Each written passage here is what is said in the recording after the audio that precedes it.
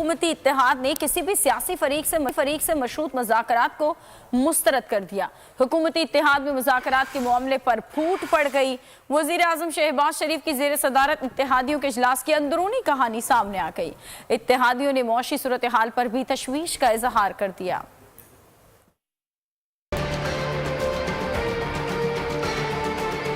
आईन के मुताबिक इलेक्शन कराएंगे, ना मुज़ाकरात करेंगे। खुद को सियासी लोग कहने वालों की निराली रट।